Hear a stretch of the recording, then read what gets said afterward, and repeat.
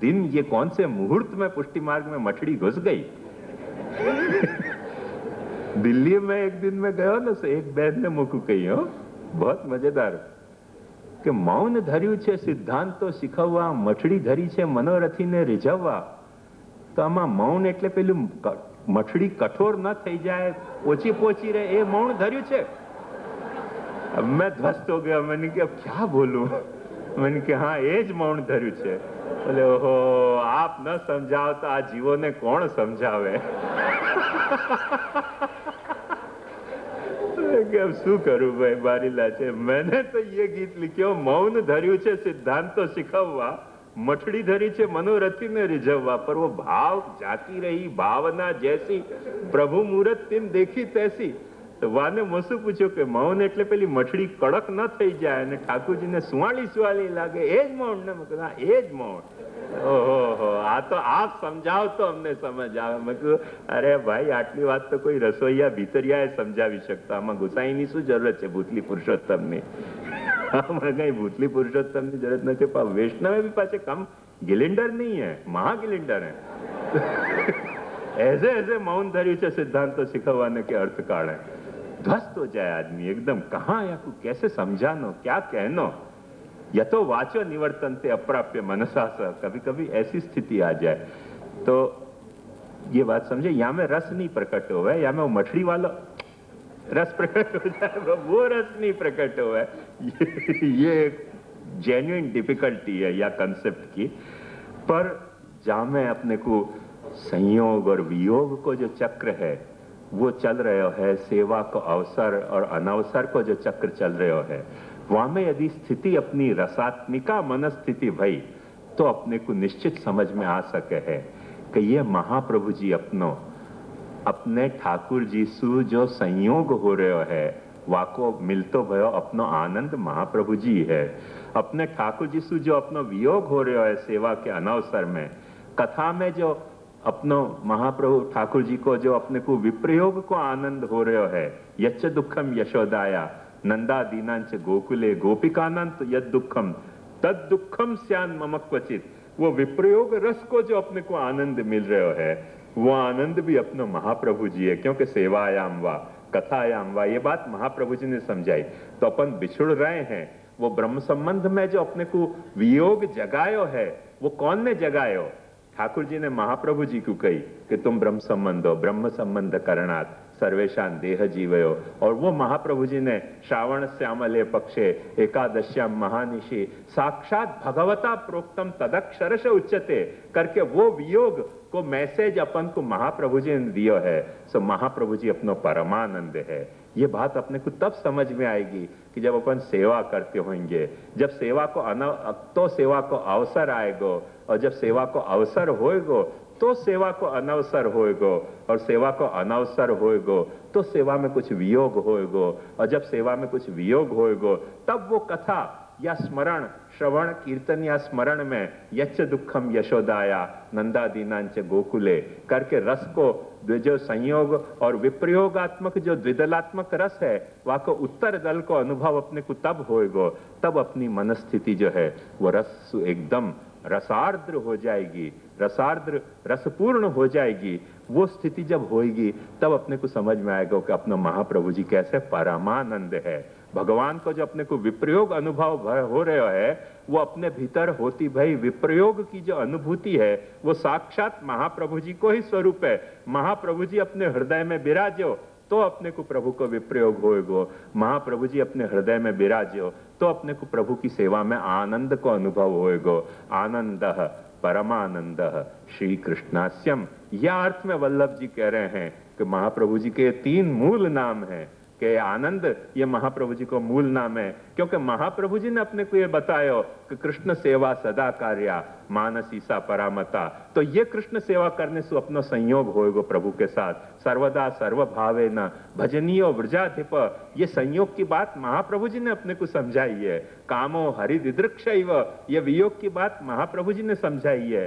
और यदि श्री गोकुलाधीशो धृत सर्वात्मन आदि मने स्मरणम भजनम चापि न त्याज्यम इति मे मति, ये बात अपने को आवर्तन की परमानंद की बात जो है वो महाप्रभु जी ने समझाई है करके अपनो ठाकुर जी को जो अपने को आनंद अनुभव हो रहा है वो महाप्रभु जी है। अपनो आनंद एक समझो के नाम और रूप है और वापस तत्व महाप्रभु जी है। अपनो वियोग ठाकुर जी से जो अपन अनुभव कर रहे हैं वो अपनो ठाकुर जी से सेवा के अनवसर में अपने को होती वियोग की अनुभूति एक नाम और रूप है, पर वहां को तत्व श्री महाप्रभु जी है। जैसे एयरिंग या बीटी या कान की बूटी या ऐसे कंठी सोना की, वो सब तो नाम रूप हैं, पर तत्व वहां को सोना हुए है। ऐसे तत्व वो महाप्रभु जी है, आनंद परमानंद। और अपने को जो सेवा को वियोग या संयोग को सुख या दुख हो रहे है रसात्मक, वो जो है वो महाप्रभु जी को ही एक नाम रूप को विस्तार है। मतलब महाप्रभु जी अपने हृदय में आके विराज गयो है। हृदय में विराजे महाप्रभु जी तो ये अनुभव हो सके।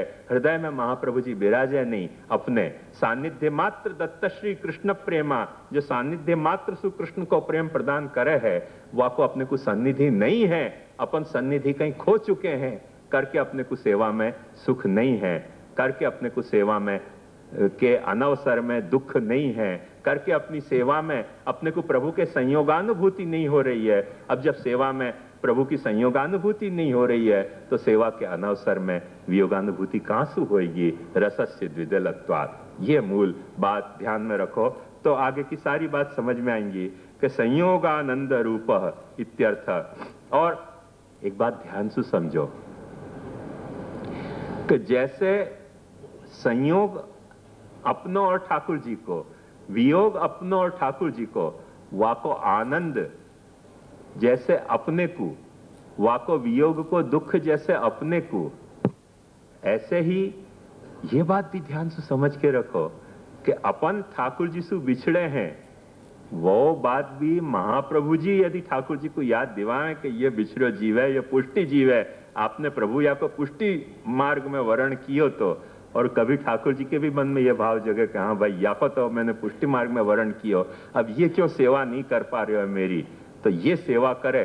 तो वो ठाकुर जी के मन में भी वियोग जो जग्यो अपने बारे में, तो अपने भगवत दिन ने जैसे गाया ना कि जानन लागेरी प्रीत को मरम, वो आंसू थोड़े से आंख में आ गए, जानन लागेरी प्रीत को मरम। ऐसे ठाकुर जी को भी जो यदि अपनों कभी वियोग हो तो हो, ठाकुर जी को जब वियोग अपना अनुभव होएगो तब ठाकुर जी अपने पे कृपा करेंगे। अपने को जब ठाकुर जी को वियोग होएगो तब अपन ठाकुर जी की भक्ति करेंगे। ठाकुर जी को जब अपनो वियोग होएगो तब ठाकुर जी अपना स्मरण करेंगे। अपन को जब ठाकुर जी को वियोग होएगो तब अपन ठाकुर जी की कथा करेंगे।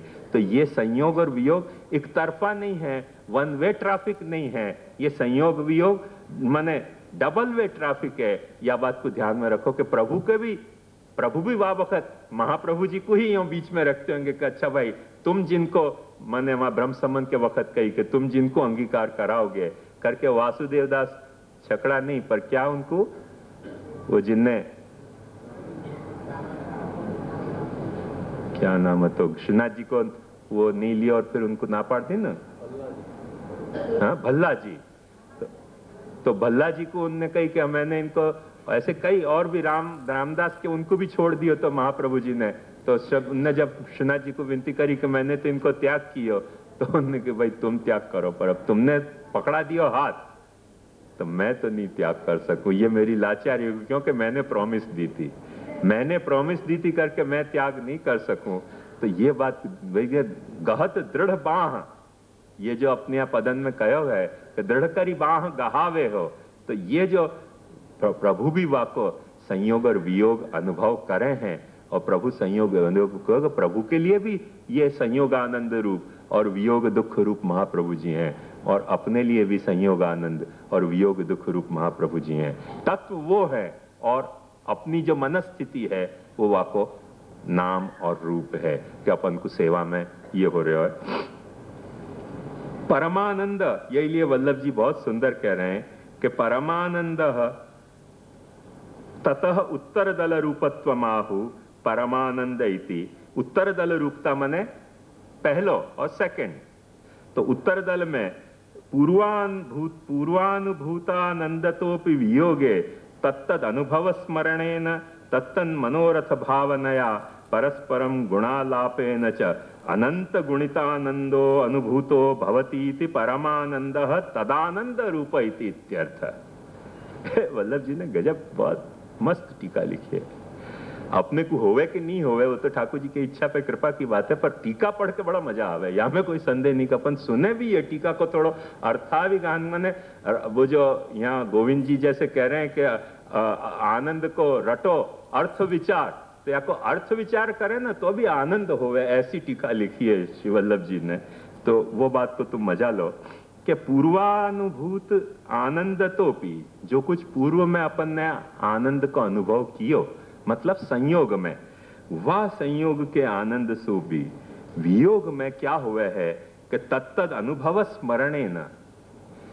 एक देखो जानवरन में जुगाली की पद्धति है कि जो खा ले वहां की जुगाल करते रहे। जुगाल को क्या कहें? वागोड़। हाँ, तो जानवरन में ये शक्ति है। अपने को जैसे ढोकला खा लिया तो सीधो पेट में ही जाए, को फिर वागोड़वे की अपने में सामर्थ्य नहीं है। पर भगवान की दी भाई अपने में अपने पूर्वानुभव को स्मृति के द्वारा वागोड़ने की बहुत बड़ी सामर्थ्य है। ये तो आप कभी भी अपनी पूर्वानुभवन को वागोड़ के देखो तो मजा आएगी कि जैसे क्लेश में क्लेश को अनुभव। अपन समझो कहीं यात्रा में गए होए और एक्सीडेंट हो गए होए और प्यासे मरे होए और कुछ ये तकलीफ भाई वो तकलीफ भाई, वाह वक्त सब तकलीफ होगी, पर स्मृति में वाकू देखो वागोड़ो तो बड़ा मजा आवे। बात करने में कोई अपने को मिल जाए यार दोस्त इसको, और फिर यूं पूछते रहे कि और फिर क्या भयो, अरे फिर और बाद में ये भयो, और फिर क्या भयो कि और वाके बाद ये भयो। वो देखो वागोड़वे में बिल्कुल जैसे घास खा के गाय भैंस को आऊ आऊ करने मजा आवे, ऑलमोस्ट वही आनंद अपने को भी अपनी स्मृति को वागोड़वे में आते हुए कोई मिलना चाहिए श्रोता ऐसा के फिर बाद में क्या भयो और फिर क्या भयो पूछते रहे और अपने कुछ सुनते रहे तो बड़ा मजा आवे। माने भवभूति ने यह बात को बहुत खूबसूरती से कही है वहां उत्तर रामचरित्र में। वहां बहुत सुंदर वहां बतावे कि श्री राम जब अयोध्या पधारी आए हैं और अपने पूरे वनवास के या शायद जन्म से लेके सारे चित्र उनके महल की दीवारन पे बनाए गए हैं। राज्यारोहण फिर से होने वाला है वह खुशी में, तो वहां में आके उनको वो सूचना दे कि ऐसे तरह से सब चित्र बन गए महल के प्रकोष्ठ में आपके सारे अभी तक के जीवन के। तो फिर रामचंद्र जी सीता जी को लेकर जाएं, चलो अपन देखेंगे। और जहां वो पंचवटी में पधारे हैं और कष्ट सुई तो जी रहे थे वह वक्त दोनों ही पति पत्नी और देवर भी, तो वह वक्त वो जहां से पंचवटी से फिर वो रावण उठा के ले गया, तो वह वक्त वो कष्ट याद करके और रामचंद्र जी कह रहे हैं कि ये सारे कष्ट अपन ने अनुभव किए, पर आज इन चित्रण को देखने में कितनी मजा आ रही है अपने को। जो पिक्चराइज वहां किया गया पैलेस की महल की भीत पे, वाकु वो रामचंद्र जी वहां के पूर्वानुभूता संचिंत्यमानानि सुखान्य भुवन, ऐसे वहां कहें कि पहले वह वक्त जब अपन ने एक्चुअली या फेज में से अपन पास भय तब तो बड़ा कष्ट अनुभव हो रहे हो, तो पर अब अपन जब वक्त इन चित्रण को देख के और उन बातों को याद कर रहे हैं तो संचिंत्यमानानि अनुभूयमानानि यानी दुखानि आसन तान्येव संचिंत्यमानानि सुखान्य भुवन, ऐसे वहां कह रहे हैं कि जब उनको चिंतन कर रहे हैं बड़ी मजा आ रही है। वहां से भवभूति ने बहुत गजब को बीज एक रोपित कर दिया है। तो तब फिर रामचंद्र जी कहें कि अच्छा तो फिर एकाध वक्त और वनवास कर लेंगे। सीता जी बेचारी पाची वनवास में चली जाए। भवभूति सचो उत्तरे रामचरिते भवभूतिर विशिष्यते, वहां से आने वाला को बीज डालियो है कि फिर से इनको वनवास होने वाला है। वहां से आने हिंट दी है वाकी गजब को क्राफ्टमैनशिप है वाकी, या आखे एपिसोड को दिखाने के लिए। तो ये बात ध्यान से देखो कि जा वक्त अपन वहां को संचिंतन करें, जो पूर्वानुभूत दुख अपन को सुख होने लग जाए तो पूर्वानुभूत सुख तो अपने को कितना सुख हो सके जब अपन चिंतन करेंगे। तो यह प्रक्रिया में वो कह रहे हैं कि पूर्वानुभूतानंद तो वियोगे तत्तद अनुभव स्मरणेन वियोग में उन अनुभवों को अपन स्मरण करेंगे, तत्तन मनोरथ भावनया, वैसे तरह के मनोरथ में फिर से जगेंगे और परस्परम गुणालापे न, वा वक्त की गुणन के आलाप करने में अनंत गुणिता आनंदो अनुभूतो भवति। वो जो आनंद है जो पहले अपन ने संयोग में अनुभव्यो, वो और अनंत गुणिता आनंद हो जाएगा, अनंत गुणित हो जाएगा। वो अनंत गुणित हो जाए है, वाके लिए महाप्रभु जी को परमानंद कह जा रहे है।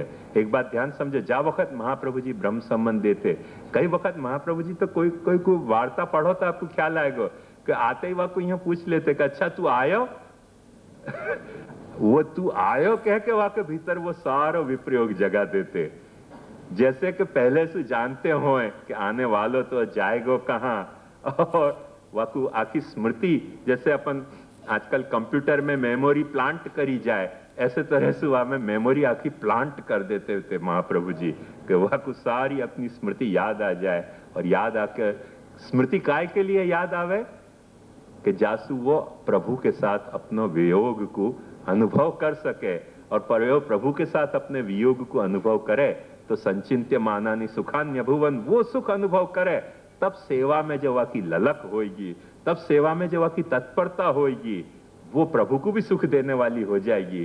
क्योंकि ये तप्यो है, वेद में बहुत अच्छा कहा है, अतप्त तनु न तदामोष्णुते, जो तपे नहीं है वहां में स्वाद आवे नहीं है।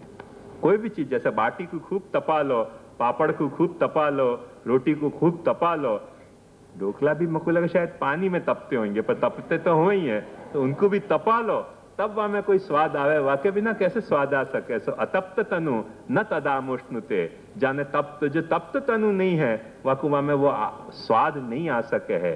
तो अपने यहाँ वो ताप भाव अपने भीतर जगायो है, जाकु श्री हरिराय जी निरंतर शिक्षा पत्र में उद्बोधन करते रहे हैं। सो वो परमानंद श्री महाप्रभु जी हैं।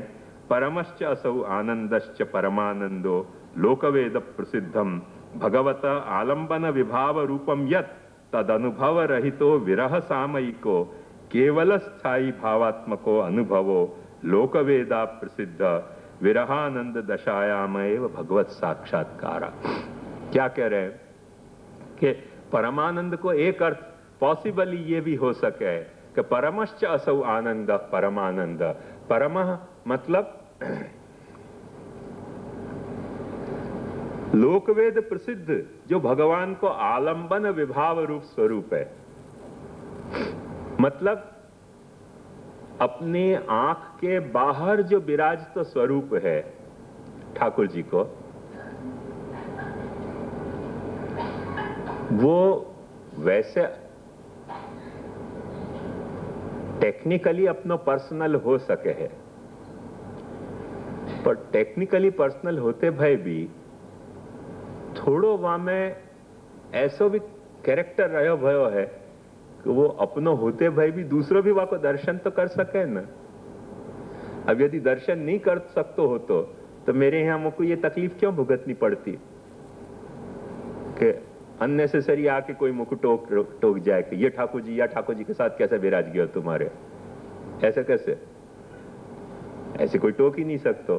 तो मेरो पर्सनल होते भाई भी मने कुछ पोजीशन के वाइज मेरो पर्सनल होते भाई भी भाव के वाइज इतनो मेरो पर्सनल नहीं है, तो करके उनको दर्शन भाई ना कि मेरे दो ठाकुर साथ विराज रहे हैं। तो समझो कि भाव के रूप में ठाकुर जी मेरो पर्सनल होवे।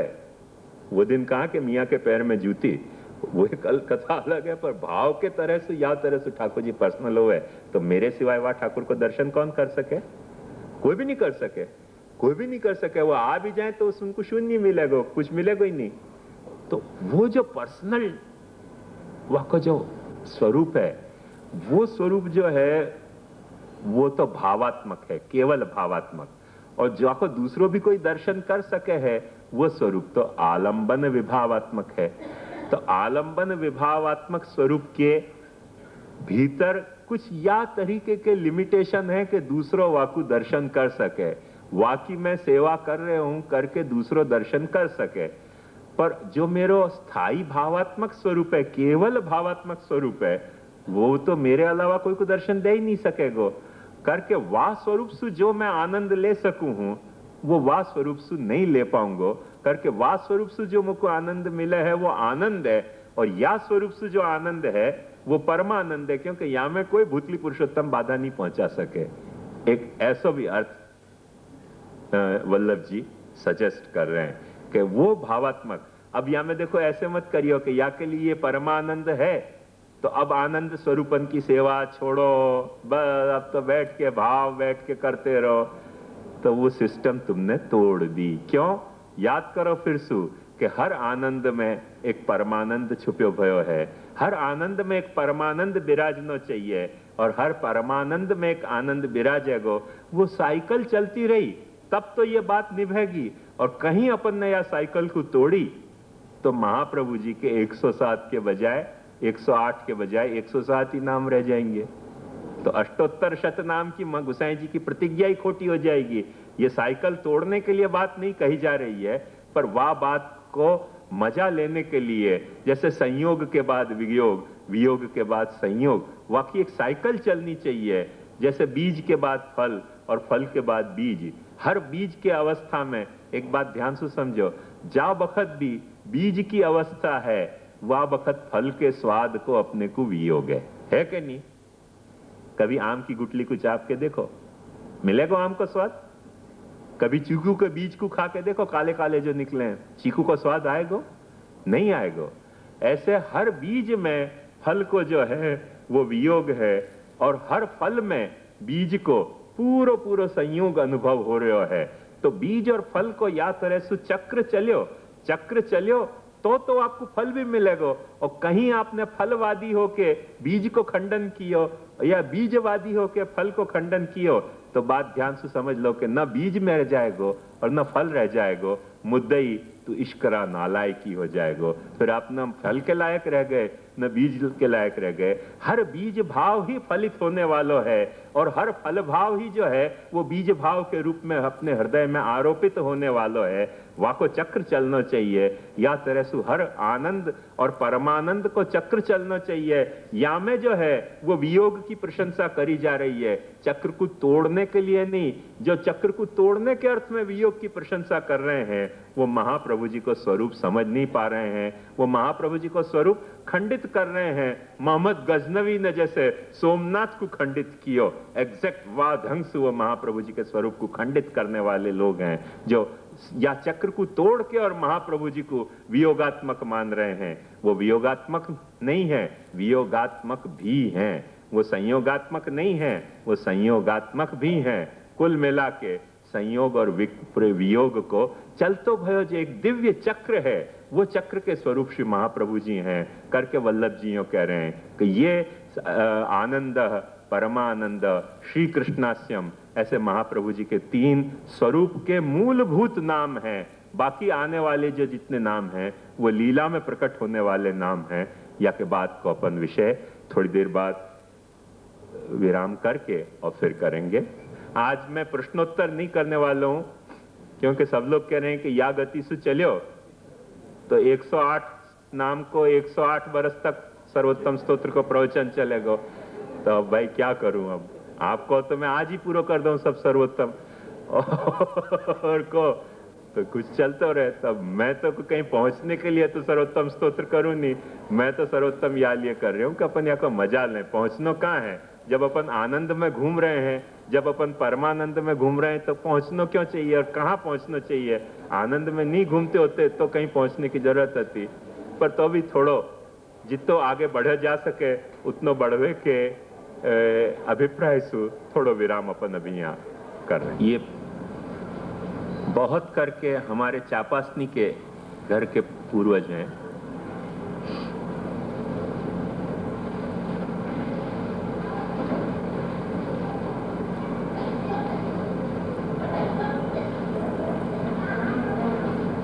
ये इनकी टीका जो पूर्व टीकाकार हैं लेखकार वल्लभ जी,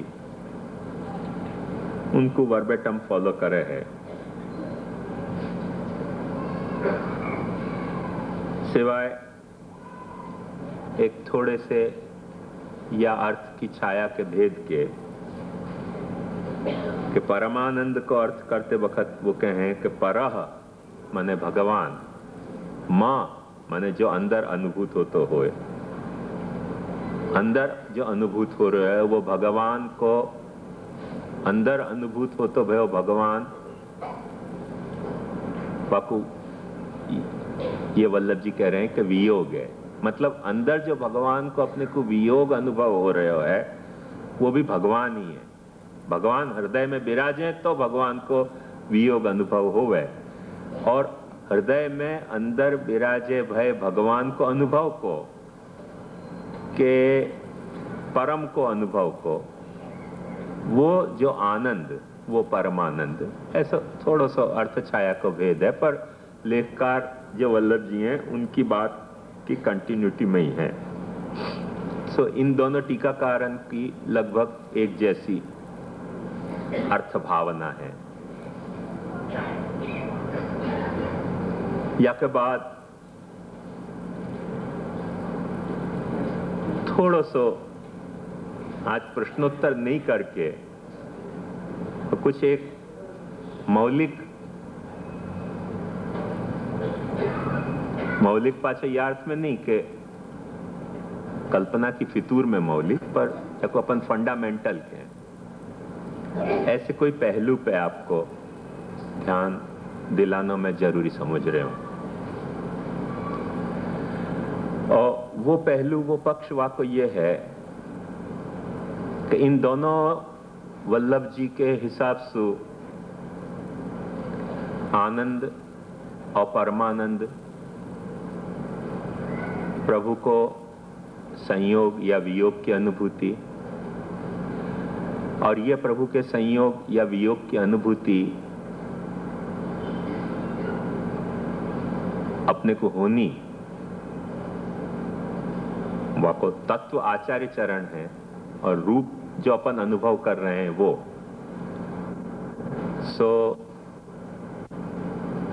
ये संयोग और वियोग की अनुभूति अपन ठाकुर जी की सेवा और कथा में, क्योंकि जहां भजनी को प्रश्न आ रहे है वो बात ध्यान से समझियो कि वो लीला को प्रश्न है। वो चार्ट देख लोगे तो समझ में आ जाएगी। जहां भजन को प्रश्न है वहां अपनो प्रश्न है, जहां भजनी को प्रश्न है वहां लीला को प्रश्न है। तो लीला जैसे ब्रजभक्तन के साथ प्रभु ने करी, लीला 84 वैष्णव 252 के साथ भी कई वक्त भई है।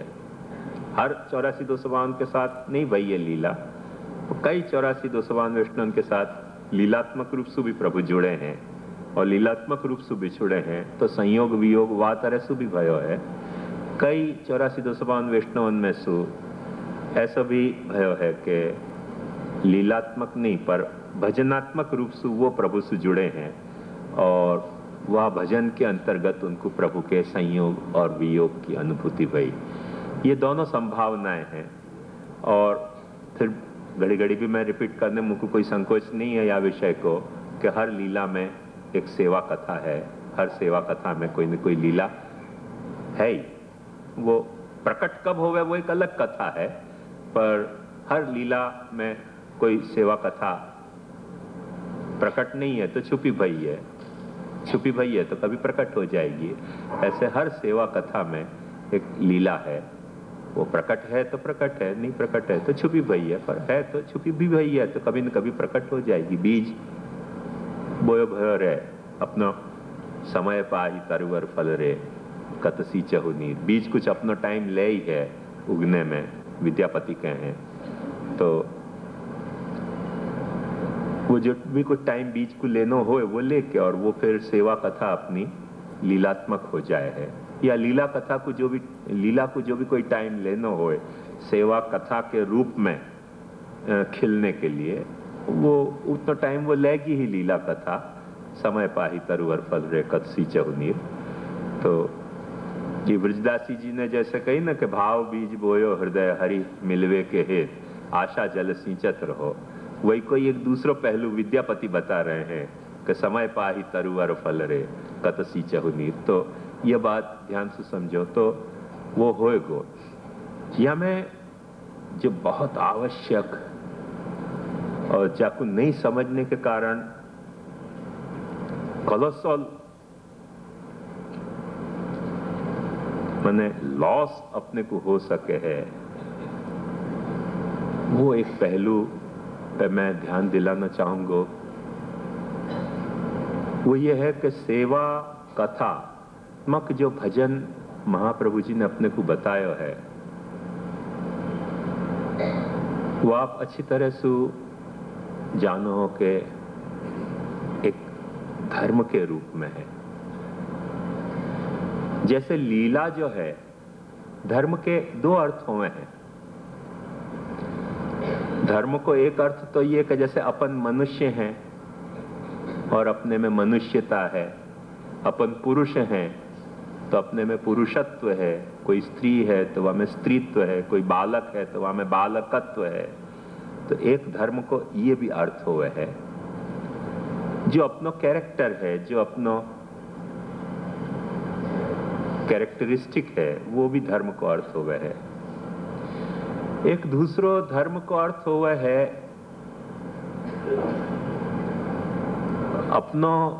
अपने देश को धर्म। एक बात ध्यान से समझो कि कोई भी अर्थ में ये जो अंग्रेजी रिलीजन है, वासु बहुत मेल खाती बात नहीं है। बोलचाल की भाषा में वो मेल खा जाए कि भाई अपन अपना कहें तुम कौन से धर्म के, बोले हम हिंदू धर्म के, तो अपन कहें हिंदू रिलीजन। ऐसे बहुत क्षुद्र अर्थ में कहीं वो कुछ मेल खा रही है, मगर अपना धर्म और रिलीजन एक चीज नहीं है। थोड़ा बहुत जाको अपन योग कह रहे हैं, जा चीज को अपने यहाँ योग कही जाए। आज तो योग के बहुत सारे अर्थ हो गए पाछे। 5 स्टार होटल्स में भी योग के कोई क्लासेस चले हैं, कोई कुछ कंडक्ट कर रहे हैं योग के सब कोर्स और एक्सरसाइज। तो योग की भी कोई स्काई इज द लिमिट ऐसे है। पर जो अपने यहाँ योग को अपने यहाँ पारिभाषिक करते हैं, वो पतंजलि वाला योग नहीं पाछो योगस चित्तवृत्ति निरोधा, पर जो अपनो पौराणिक शास्त्रीय योग को जो अर्थ है, वो योग को जो अर्थ है कि अपने प्रयत्न सु परमात्मा सु जुड़ने को जो इच्छा अपनी इच्छा के साथ परमात्मा से जुड़ने के जो प्रयत्न, वाको नाम योग। ये योग शब्द कमोबेश रिलीजन के शब्द के साथ काफी मेल खातो शब्द है, क्योंकि रिलीजन को मतलब हुआ री लेगार, लेगार यानी जुड़नो, री फिर सु। तो वो योग को मतलब वही है कि अपनी इच्छा से परमात्मा के साथ कोई तरह से जुड़नो, वो योग है। वो काफी पास जातो शब्द है रिलीजन के। पर जो अपने यहाँ को धर्म शब्द है और जाके पर्याय तरीके आज रिलीजन शब्द वपरा रहे हो, वो रिलीजन के और धर्म के बहुत दूर को कुछ संबंध हो तो है, बाकी ऐसा कोई खास संबंध है नहीं। सो धर्म को एक वो अर्थ अपने यहाँ है, और वो धर्म जो अपन कह रहे हैं वह की बड़ी स्पष्ट परिभाषा अपने यहाँ बताइए। धारणा धर्म इत्याहु, धर्म धारयति प्रजा। जो धारण करे है, जो तुमको धारण करे है, जो आपको तुमको धारण करना है। माने वाकु यदि तुमने छोड़ दियो तो तुम डगमगा जाओगे, तुमने यदि वाकु छोड़ दियो तो वो डगमगा जाएगा। ये लगभग कैसी स्थिति है? वो जैसे नंदोत्सव हो गए और अपन फुदड़ी फड़े ना, गुजराती में फुदड़ी कहे ना, तो हाँ, तो वो जो फुदड़ी फिरे हैं, वहां में यदि दो में से कोई भी एक ने छोड़े तो दोनों गिरे। वो एक ही गिरे ऐसे नहीं, क्योंकि दोनों झुके भय हुए। वो पोजीशन उनकी ऐसी है कि वो या बाजू झुके भय हुए, या बाजू झुके भय हुए, और वो दोनों एक दूसरे के हाथ के बंधन से टिके भय हैं, और वो हाथ की पकड़ छूटी तो दोनों गिरेंगे। वो धर्म है, वो धर्म है कि यदि तुमने धर्म को छोड़ दियो तो तुम भी गिर गए और धर्म भी गिर गया। यही लिए अपने शास्त्रकारन ने बहुत खूबसूरत ढंग से धर्म को वर्णन करते वक्त कही कि धर्म एव हतो हंति धर्मो रक्षति रक्षिता। धर्म जा वक्त तुम खत्म करोगे तो तुमको खत्म करने के लिए अधर्म को आने की जरूरत नहीं है, धर्म ही खत्म कर देगा तुमको। क्योंकि जो धर्म खत्म हो रहे है वो तुमको खत्म कर देगा, जो धर्म तुमको खत्म कर रहे हो वो तुम धर्म को खत्म कर दोगे। धर्म एव हतो हंति धर्मो रक्षति रक्षिता। धर्म जो है वो आपको तुम रक्षा करो, धर्म तुम्हारी रक्षा कर लेगो। ये जो धारण है, परस्पर धारण, वो धर्म है। ये बात बिल्कुल साफ सुथरे तौर पे समझ जाओ। कभी हमें कोई तकलीफ हो समझने में तो कल जाके 108 माला फेर लो कि धर्म एव हतो हंति धर्मो रक्षति रक्षिता, धर्म एव हतो हंति। माने ये बात साफ उतनी हो जानी चाहिए, माला फेरी भाई जितनी, कि धर्म अपन ने छोड़ो तो अपन ऐसे सोचे कि अपन टिक जाएंगे, अपन नहीं टिक जाएंगे, अपन खत्म हो जाएंगे और धर्म भी खत्म हो जाएगा। ये तो अन्योन्याश्रित बात है। करके शास्त्र ने धर्म की परिभाषा धारणात् धर्म ऐसे करी, धर्मो धारयति प्रजा और धारणात् धर्म इत्याहु। धारण कियो तो धर्म है। अब अपन क्या कि अपन पुष्टि मार्गी हैं और धारण नहीं करते हो पुष्टि मार्गी धर्म, तो एक बात समझो कि पुष्टि मार्गी तुम नहीं हो और कोई हो सके है। तुम नहीं हो, तुम शायद वैष्णव के पुत्र हो पर तुम वैष्णव नहीं हो। वैष्णव के पुत्र होना एक अलग कथा है, वैष्णव होना एक अलग कथा है। हमारे संस्कृत में यही लिए पंडित पुत्र को मतलब हुआ मूर्ख। क्यों? क्योंकि खुद पंडित हो तो आपको पंडित को बेटा कहने की क्या जरूरत पड़ती। तो जो खुद मूर्ख है वाकु ऐसे कह जाए कि पंडित के पुत्र। अपन को सब बड़ी सभा में कोई को कहना कि भाई ये पंडित जी के बेटा है, समझ जाने को कि क्या है। क्योंकि खुद पंडित जी होते तो खुद ही पंडित होते, पंडित जी के बेटा होने की क्या जरूरत थी। तो ये बात समझिए, जैसे पंडित पुत्र ऐसे वैष्णव पुत्र को मतलब साफ समझ लो। वैष्णव पुत्र को मतलब क्या कि वैष्णव नहीं है, या को बाप वैष्णव हतो, याने वैष्णवता छोड़ दी तो वैष्णवता ने या को छोड़ दियो। आई ना बात समझ में। धारणा धर्म इत्याहु धर्मो धारयति प्रजा। सो धर्म की परिभाषा अपने यहां धारण सु करी गई है। जो धर्म को धारण नहीं करे है वह को धर्म धारण नहीं करे है। ये बहुत एक मजेदार शास्त्र की दृष्टि है, कैसी सूझबूझ है शास्त्र की। वहां पे आप देखोगे तो आपको ख्याल आएगा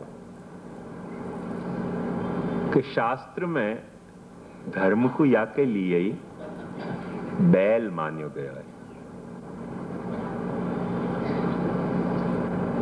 बैल क्यों?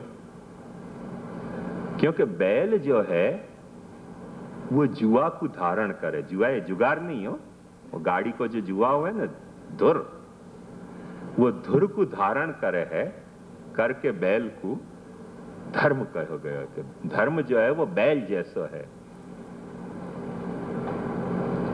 वो धारण करे करके वो धुरीण कहो जाए। ये अक्सर आपने शब्द सुने होगा धुरंधर।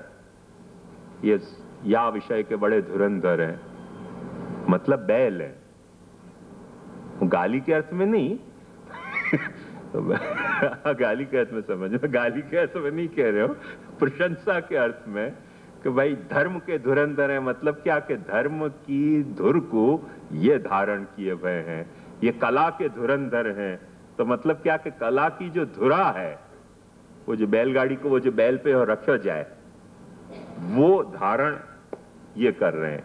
धुर को एक मतलब वो पहिया की बीच की जो कीली होवे जहां पे पहिया घूमे हैं वो भी होवे, तो वह को धुरा भी कहे हैं, धुर भी कहे हैं। तो कई तरह से है वह को, पर मुख्य जापे लोड रखो जाए वह का नाम लोड जो वहन करे वो वृषभ या के लिए बैल को धर्म कहोगे, क्योंकि ये कई सारे लोड को झीले है अपने।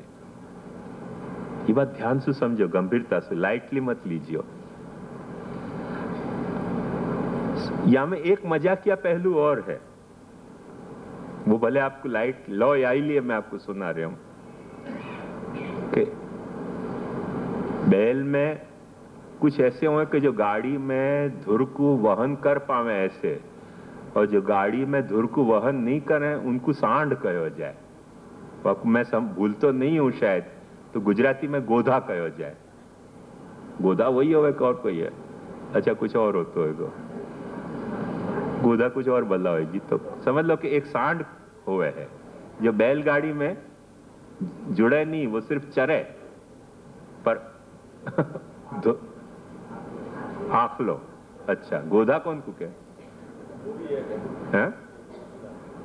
है ना नाम? अरे ये कहाँ कच्छ को नाम है? ओहो हो। हाँ, मैंने सुनिया ऐसा, मुझको याद है कि गोधा के है। एक वक्त 15-20 साल पहले या 30 साल पहले एक वक्त छापा में आयो तो आ तो गोसाइयों के गोधा। वासु मुझको याद रह गया कि अपन कुछ वही है। छापा में एक आर्टिकल आयो तो क्या तो गोसाइयों के गोधा।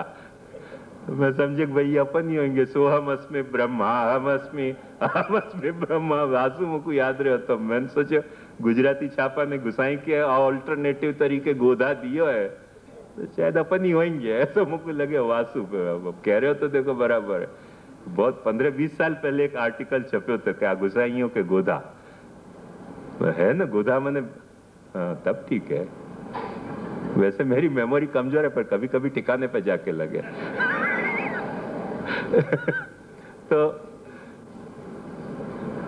तो ये गोधा होए कि आखला होए, सवाल ये नहीं है। सवाल में ये है कि जो भार को वहन नहीं करे वो एक है बैल को प्रकार, और एक ऐसा प्रकार है कि जो भार को वहन करे। तो वहां में वो जो सांड या गोधा या आखला जो है वो धर्म नहीं है हो। वो तो काम है। पर जो भार को वहन करे है वो धर्म है, ये समझ लो साफ तौर पे। तो वाकु वृषभ कहो जाए। वृषभ के दोनों अर्थ हो सके, संस्कृत में आखला भी हो सके और बैल भी हो सके। बैल को क्या बैल ही कहें, बड़द के? हाँ हाँ बराबर, बड़द। सो या ढंग सो। तो या के शब्द पे आप ध्यान दोगे ना, तो अपने यहां दो शब्द बड़े अच्छे आए हैं।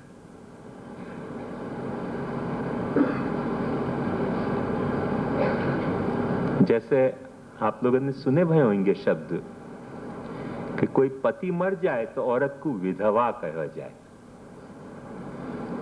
विधवा क्यों कहा जाए? क्योंकि धव को मतलब हुआ है पति। जैसे माधव, मां यानी लक्ष्मी, मां को जो धव यानी पति, लक्ष्मी पति, वो माधव। विधवा जाको धव नहीं होए वो विधवा, और जाकी पत्नी नहीं होए वाको विधुर कहा जाए कि वह के पर धुरा नहीं है, वो आखला हो गया शायद। हर पत्नी अपने पति पे धुरा जैसी हो है। ये निंदा के अर्थ में नहीं, आवश्यकता के अर्थ में कह रहे हूं। तुम निंदा के अर्थ में मत समझियो। तो हर पत्नी जो है वो पति के लिए धुरा जैसी होवे, और वो रहे बराबर तो आदमी विधुर नहीं है, सधुर है। वो हटी नहीं कि फिर वो थोड़ा गोधा आकड़ा ऐसा कुछ हो जाए, धुरा हटी तो। सो धर्म को शास्त्र ने कुछ दाम्पत्य बताया है। धर्म को भी एक दाम्पत्य है, और धर्म की दाम्पत्य जा वैसे खंडित हुए ही नहीं है, पर शास्त्र ये बात समझावे है कि यदि वो धर्म की जो पत्नियां हैं वो नहीं है तो तुमने धर्म को विधुर बना दियो, और वो पत्नियां हैं और धर्म नहीं है तो वो सारी पत्नियां विधवा हैं। ये बात ध्यान से समझो। तो ये धर्म को जो दाम्पत्य है वो थोड़ा अपन को समझना चाहिए, और वो नहीं समझे तो बहुत तकलीफ है जीने में। क्यों तकलीफें जीने में? क्योंकि धर्म को दाम्पत्य अपन निरंतर तोड़ने के उद्यम में फंस जाए हैं। इच्छया, अनिच्छया, अज्ञानसु, ज्ञानसु, भ्रमसु, प्रमादसु करके जो धर्म को दाम्पत्य है वो अखंड सौभाग्यवती ये सब रहना चाहिए और ये भी अखंड सौभाग्यवान रहना चाहिए, तो धर्म को दाम्पत्य निभे। और वो समझनी बहुत आवश्यकता है। क्यों? क्योंकि श्री महाप्रभु जी ने भी सेवा कथा को अपने पुष्टि मार्ग में धर्म के रूप में बिरदाया है। वैसे तो भक्ति को महाप्रभु जी पंचम पुरुषार्थ कह रहे हैं। या कि खूबसूरती समझो, ध्यान से क्या है कि भक्ति जो है वो धर्म नहीं है। भक्ति तो पंचम पुरुषार्थ है। धर्म, अर्थ, काम, मोक्ष से ऊपर कोई एक पुरुषार्थ है। पर वह पुरुषार्थ को हासिल करने के लिए जो अपने यहां धर्म है वो धर्म है अपने यहां सेवा कथा करके। भक्तिवर्धनी आप देखोगे तो आपको पता चलेगा कि यथा भक्ति प्रवृद्धा स्यात् तथोपायो निरूप्यते, बीज भावे दृढ़ेतु स्यात् त्यागात् श्रवण कीर्तनात्, बीज दार्ढ्य प्रकारस्तु ग्रहे स्थित्वा स्वधर्मत अव्यावृत्तो भजेत कृष्णम पूजया श्रवणादि भी। तो ये सब व्यावृत्तो पिहरो चित्तम श्रवणादो न्यसेत सदा, वाक्य बात कह रहे हैं तथा प्रेम तथा शक्तिर व्यसनंचत यदा भवेत्। तो जो भक्ति है जाको अपन महात्म्य ज्ञान पूर्वक सुदृढ़ सर्वतोधिक स्नेह कह रहे हैं, वो जो है वो तो अपने यहां पंचम पुरुषार्थ है। बहुत सूक्ष्म बात मैं आपको समझा रही हूं, अन्य मनस कहोगे तो नहीं समझ आएगी। पर जाको अपन सेवा कथा कह रहे हैं, वो सेवा कथा अपने को धर्म और काम पुरुषार्थ के तहत लेनी है। सेवा जो है वो अपने को धर्म पुरुषार्थ के तहत लेनी है। सर्वदा सर्वभावेन भजनीयो व्रजाधिप स्वस्य अयमेव धर्मः नान्य क्वापि कदाचनम। और जो कथा अपने को लेनी है वो या ढंग से लेनी है, जैसे पुष्टि मार्गे हरेर दास्यम धर्मः अर्थ हरिरेवहि कामो हरि दिदृक्षैव। हरि को दर्शन की लालसा जगे और वह जगी लालसा में जा वक्त अपन कथा कर रहे हैं वो धर्मात्मक कथा है। और जा वक्त अपने हृदय में भक्ति पैदा हो गई भगवत सेवा और भगवत कथा करते करते, वह वक्त ये सेवा कथा भी पंचम पुरुषार्थ बन जाएंगी। पर अपने प्रारंभ की अवस्था में ये अपनो पुष्टि मार्गी होने की कैपेसिटी में अपनो धर्म और काम पुरुषार्थ है। या बात को ध्यान से समझो, तब सारी पंक्तियां लगेंगी, नहीं तो गड़बड़ा जाएंगी बात। तो सेवा और कथा अपने पुष्टि मार्ग को, यही के लिए महाप्रभु जी ने वहां जाके फिर समाप्त करते वक्त ये बात कही कि ऐसो स्मरणम भजनम चापी न त्याज्यम इति मे मति। तो न त्याज्यम जो ये बात आप आज्ञा कर रहे हैं वो भी बतौर धर्म के कह रहे हैं। और वो बतौर धर्म के कह रहे हैं करके महाप्रभु जी भक्तिवर्धनी में भी ये क्या बात कह रहे हैं कि सेवायाम वा कथायाम वा यस्या शक्तिर दृढ़ा भवेत यावत जीवम तस्य नाशो न क्वापीति मतिर्मम। अपनो जो धर्म सेवा कथा है वहां में तुम जुड़े रहे तो तुम्हारो या भक्ति मार्ग में कभी नाश नहीं होगो। या तरह से वेल चॉक्ड आउट मेरा प्रोग्राम है। या बात को ध्यान से समझो, मतलब धर्मो धारयति प्रजा, ये तुमको भक्त्यर्थ धारण करेंगे सेवा कथा। और जब सेवा कथा तुम कर रहे हो तो इन सेवा कथा के माध्यम से तुम भक्ति को धारण कर पाओगे। ये बात ध्यान से समझो। एतत् धारण मात्रेण, भागवत के आरंभ में महाप्रभु जी ने यही लिए बात बताई कि एतत् धारण मात्रेण कृष्णो भवति वै धृत। यदि तुम यह धारण कर रहे हो भागवत कथा को अपने हृदय में, तो तुम ये बात निश्चित समझो कि तुमने कृष्ण को अपने हृदय में धारण कर लियो। एतत् धारण मात्रेण कृष्णो भवति वै धृत। यह अर्थ में नहीं कि पुस्तक को अपन लटका के फिरें, ऐसे ढोल ढोल पंडिलम की तरह लटकती हो, वह तरह से नहीं। और वो जो भागवत की कथाएं हैं वो अपने हृदय में यदि धारण कर ली अपन ने, महाप्रभु जी कह रहे हैं कि कृष्ण तुमने धारण कर लियो, माने यदि श्री गोकुलाधीशो धृत सर्वात्मना हृदय ततः किम परम ब्रूहि लौकिकई वैदिकई रपि। ये बात ध्यान समझो। करके महाप्रभु जी ने कंक्लूजन ड्रॉ कर दिया चतुश्लोकी को, अतः सर्वात्मना शाश्वत गोकुलेश्वर पादेव स्मरणम भजनन चापी न त्याज्य। मने कृष्ण को हृदय में धारण करनो, ये अपनो काम पुरुषार्थ है जो अपनी कथा है। एतद धारण मात्रेण कृष्णो भवति वै धृत, ये काम पुरुषार्थ है अपनो। और सर्वदा सर्वभावे न भजनीय व्रजाधिप, ये अपनो धर्म पुरुषार्थ है।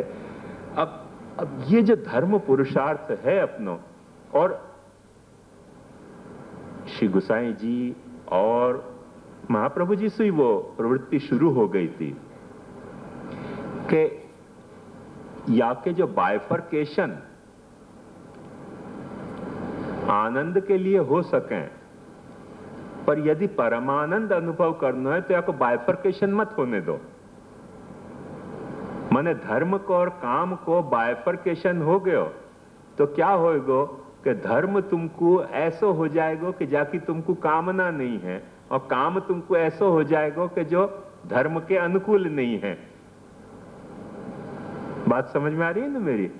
तो ये धर्म और काम में कभी भी बंटवारा नहीं होना चाहिए, इनकी एक सिस्टम बननी चाहिए कि धर्मा विरुद्धो भूतेषु कामोस्मि भरतर्षभ। धर्म सु अविरुद्ध जो काम है वो तो मैं हूं। यदि श्री गोकुलाधीशो धृत सर्वात्मना हृदय ततः किम परम ब्रूहि लौकिकै वैदिकैरपि। तो ये धर्म अविरुद्ध काम, कैसा काम? अपने यहाँ की पुष्टि मार्ग की टर्मिनोलॉजी में अपने को सोचना हो तो कैसी कथा कि जो सेवा अविरुद्ध कथा है। सेवा अविरुद्ध कथा जो है वो गीता सु सैंक्टिफाइड है। धर्मा विरुद्धो भूतेषु कामोस्मि भरतर्षभ। ये धर्म अविरुद्ध काम है।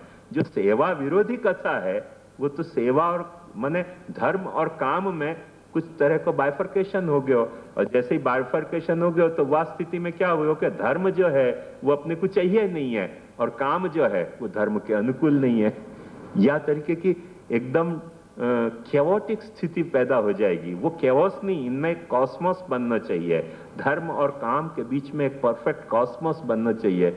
वो कॉस्मोस कब बनेगा कि कामानुकूल धर्म और धर्मानुकूल काम, या तरह से दोनों ताना बाना की तरह जब वक्त बुन जाए एक दूसरे से, तो वो जो आखो मोक्ष रूपी पट है वो तुम्हारो तैयार हो जाएगा कि अतः सर्वात्मना शाश्वत गोकुलेश्वर पादयो स्मरणम भजनन चापी न त्याज्यमिति मेमति। बाबा ही नहीं ख्याल में बात। तो ये एक आखो महाप्रभु जी को एक विजुअलाइजेशन है अपन कौन से तरह के को जीवन या पुष्टि मार्ग में जिए, वह बारे में कुछ महाप्रभु जी ने ख्वाब देखे हैं। उन ख्वाबन को अपन झूठे पढ़ रहे हैं, वो अपनी कथा है।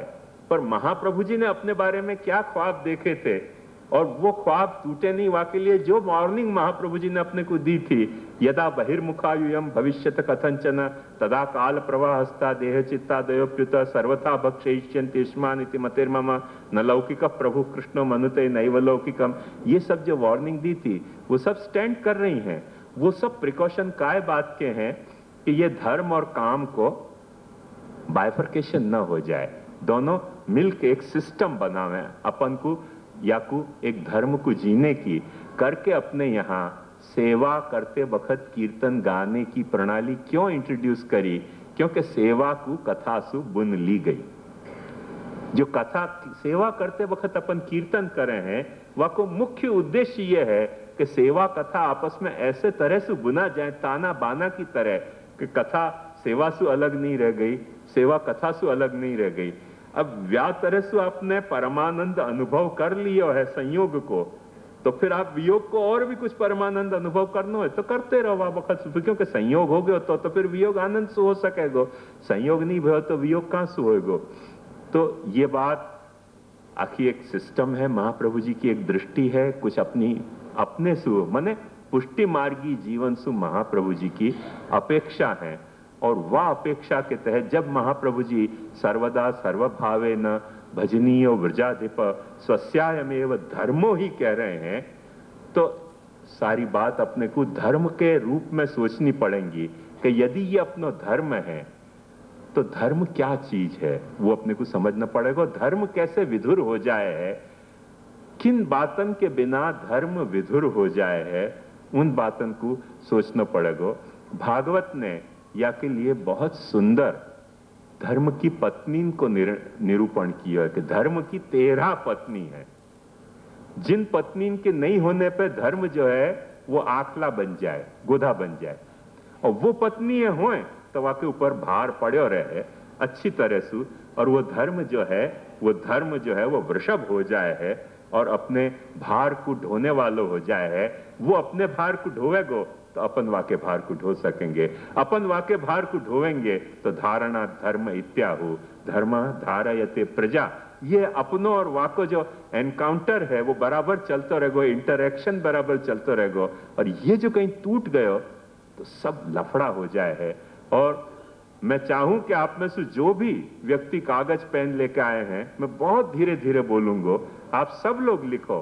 क्यों कि मैं आपको एक सावधानी के तौर पे बताना चाहूं कि जैसे डॉक्टर के यहां कोई हॉस्पिटल में अपन पेशेंट एडमिट करें तो क्या हुआ हॉस्पिटल में, वहां को इनटेक कितना है, वहां को आउटपुट कितना है, वहां की पल्स रेट क्या है, वहां की प्रेशर क्या है, वहां को टेम्परेचर क्या है, वहां को जो है वो नींद कैसी है, ये सारी बातें चेकअप करी जाएं। ये चेकअप करने में हार्ट बीट कैसी है, ये सारी बात चेकअप करी जाए।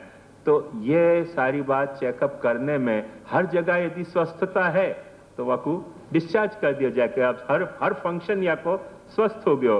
ब्लड वाको काउंट देख लियो कितना है, शुगर काउंट देख लियो, ब्लड में जो भी कुछ काउंट करे जाए वो सब वाके काउंट करके देख लो, वो सारी बात नॉर्मल आवे। फिर हॉस्पिटल में तो पैसा ऐंठने के लिए रखना, एयर कंडीशन में हो तो बात दूसरी है, बाकी नहीं तो डिस्चार्ज दे दीजिए, वैसा फंक्शन नॉर्मल हो गया, जाओ अब घर।